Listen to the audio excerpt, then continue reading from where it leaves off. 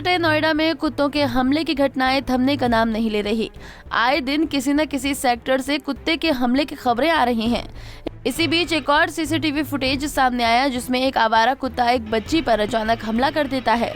गनीमत ये रही कि इस दौरान वहां एक गार्ड मौजूद रहा जिसने डंडा दिखाकर बच्ची को कुत्ते से बचा लिया।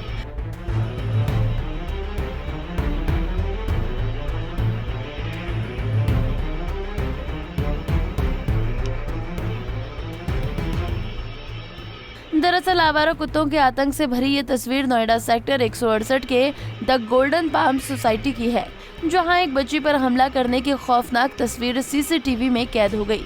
हालांकि सोसाइटी गार्ड की वजह से बच्ची बाल बाल बच गई। सुरक्षा कर्मी अगर मौके पर न होता तो शायद बच्ची का बचना मुश्किल हो जाता। बेटा आपका कहना क्या हुआ था कल? जब मैं डी टावर से बाहर निकलती थी तो कुत्ता आ गई थी, फिर मेरे पास आ रही थी, फिर मैंने ऐसे रुक गए, मेरे पास आ रही थी, फिर मैं डर गई, भाग रही थी, फिर कुत्ता जल्दी जल्दी मेरे पीछे, फिर गार्ड अंकल मुझे बचाया।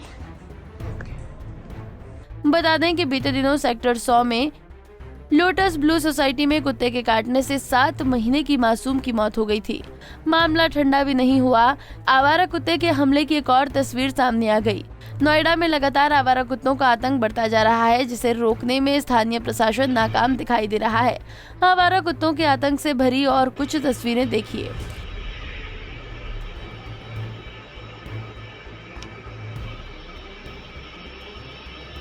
ये तस्वीर भी नोएडा सेक्टर 168 के द गोल्डन पाम्स सोसाइटी की है, जहां पब्लिक प्लेस हो या फिर सोसाइटी का बेसमेंट, हर जगह कुत्तों का आतंक है।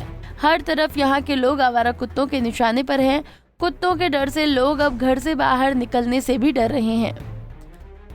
माँ से बच्ची चली आ रही थी, कुत्ता ने पीछा करा तो हम इधर से भागे, तो फिर हमने उसको कुत्ता को भगाया। कितने साल की बच्ची है?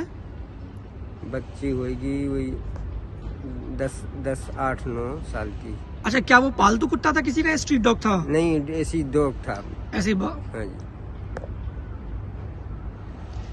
ऐसी घटना यहाँ पे होती, मतलब पहले भी हुई है और भी होती रहती है? हाँ, वो सुपरवाइजर हम ही काटू, हमारे ऐसो हम ही काटू, और एक गार्ड की भी काट लो कुत्ता ने। हाँ जी। अच्छा, गार्ड को भी काटा हुआ है? हाँ जी।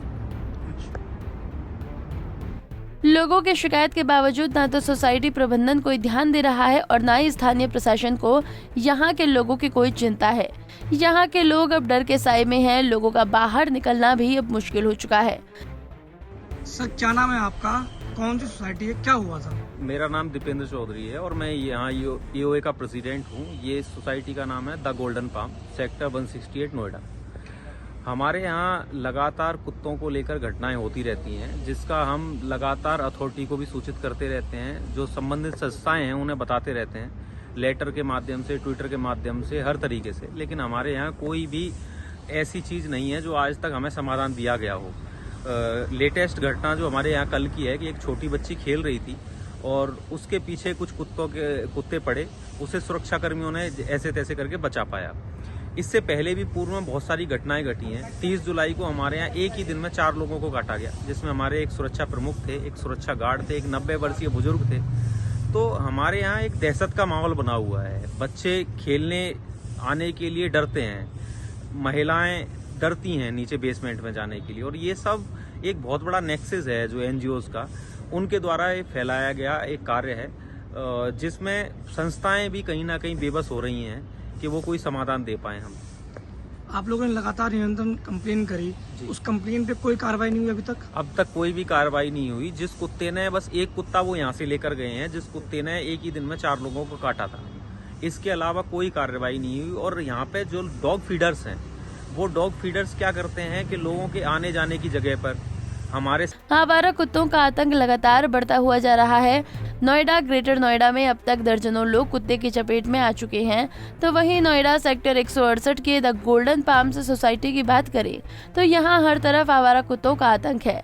पार्किंग एरिया हो या फिर सोसाइटी का पार्क, हर तरफ पब्लिक प्लेस में आवारा कुत्ते लोगों पर हमला कर रहे हैं।